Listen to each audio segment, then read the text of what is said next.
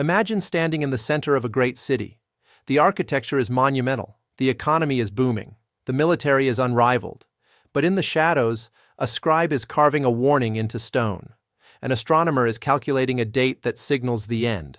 A historian is writing down exactly why everything is about to fall apart. We tend to think of the collapse of ancient civilizations as a surprise, a sudden catastrophe that blindsided the people living through it. We imagine they were ignorant of what was happening to them.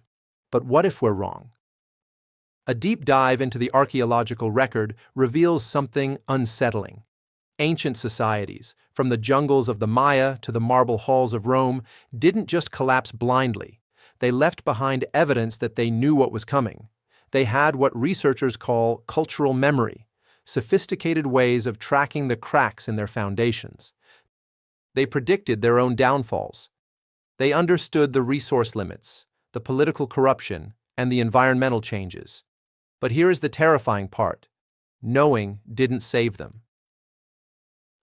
Let's start in the Mesoamerican jungle, the classic Maya civilization.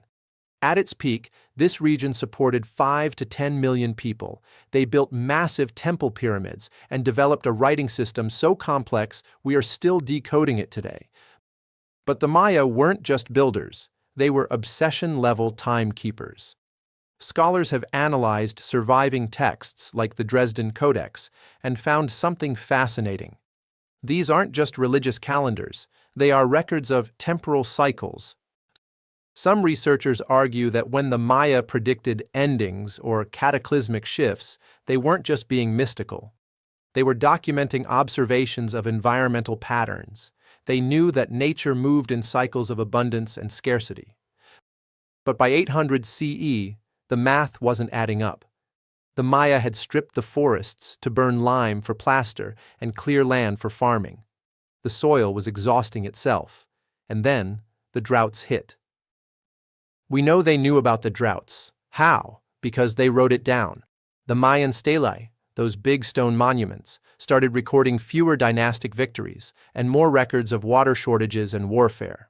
As resources got tight, the elites didn't come together to fix the water management systems. Instead, they doubled down on what they knew: war. Competition between city-states exploded. It's a classic tragedy. The scholars and astronomers likely knew the environment was at a breaking point. They had the data. But the political leaders? They were too busy fighting their neighbors for the scraps that remained. They had the knowledge, but their political system was too fragmented to use it.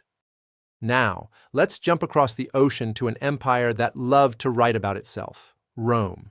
Unlike the Maya, we don't have to guess what the Romans were thinking. They told us, if you think modern political commentary is harsh, you should read Roman history. Historians like Tacitus and Livy explicitly critiqued the corruption and moral rot of the empire. The satirist Juvenal mocked the way resources were sucked out of the frontier just to feed the massive, lazy population of the city. They recognized a structural trap. To keep the empire safe, they needed a huge army. To pay the army, they needed to tax the provinces, but taxing the provinces made them unstable, which required more army. It was a feedback loop of doom, and the Roman elites discussed it constantly. But there was another enemy they knew about, but couldn't seem to quit: lead. Recent analysis of ice cores and peat bogs shows that air pollution from Roman lead mining was astronomically high. Lead was everywhere, in the wine and the pipes. They were literally poisoning their own brain capacity while facing a geopolitical crisis. We know today that lead poisoning causes cognitive decline, impulsivity, and a loss of executive function. Some Roman physicians actually noted the negative health effects at the time, but the infrastructure was already built. The cost to replace the plumbing of an entire empire was too high. Think about that. You have a civilization that is literally poisoning its own brain capacity while facing a massive geopolitical crisis. They identified the corruption. They identified the overextension. But the system involved too many people making money off the status quo to change course. Rome proves that you can have freedom of speech, brilliant historians, and open critique of the government, and still walk straight off a cliff. Sometimes the problem isn't politics or poison, it's culture. Let's look at two island societies, Rapa Nui, known to most as Easter Island, and the Norse settlements in Greenland.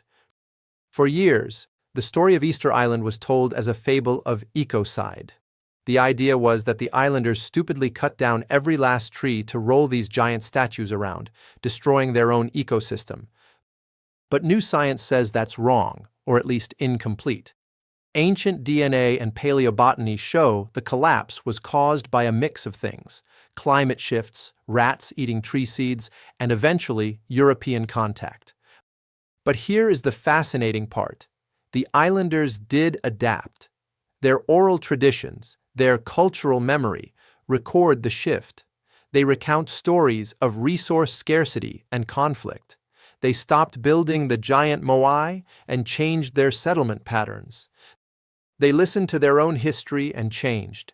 They realized the old world was gone, and they tried to build a new one. They survived for centuries after the environmental shift. They listened to their own history. Compare that to the Norse Vikings in Greenland. They arrived around 985 AD. For a while, it was good. But then the climate turned. The Little Ice Age began around 1300 AD.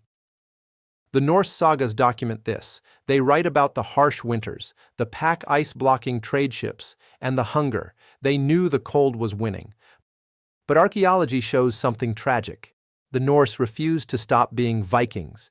They kept trying to raise cattle and sheep in an environment that was becoming too cold for grass. Meanwhile, the Inuit populations nearby were thriving because they hunted ringed seals. The Norse could have copied them. They could have adapted. But their cultural identity, their Christian European farmer identity, was too rigid. They would rather starve as farmers than survive as hunters. Awareness wasn't enough. Sometimes, knowing you're walking off a cliff isn't enough to stop. You have to be willing to change. So what is the pattern here? In every case, we see three things. Ecological mismanagement, where they doubled down on the very practices killing them. Political paralysis, fighting each other instead of fixing the problem. And the big one, the knowledge-action gap. The Civilizational Foresight Paradox. Societies often know exactly what is killing them, but their institutions, governments, economies, religions prevent them from acting. It's not ignorance. It's inertia. This brings us to today. We have the most sophisticated prophets in history, climate scientists and supercomputers documenting our decline in real time. Just like the Romans, we criticize our system constantly. We know about inequality and polarization. The parallel is terrifying. Like the Maya, we are intensifying the very systems that are degrading our environment. Like the Norse, we are clinging to a cultural niche, consumer industrialism, even as the climate signals that it's no longer viable. We are living in the gap between knowing and doing. But there is one difference. We can read their history. These forgotten futures aren't just stories. They are data points. They teach us that awareness alone isn't enough. Posting about change doesn't stop a collapse. Survival requires institutional innovation. We must build systems capable of changing before the crisis hits, not after.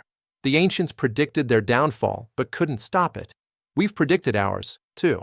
Will we be the first to listen? If you want to keep exploring the lessons of the past, hit that subscribe button. Let me know in the comments. Do you think we have the ability to change, or are we just Rome with better Wi-Fi? Thanks for watching.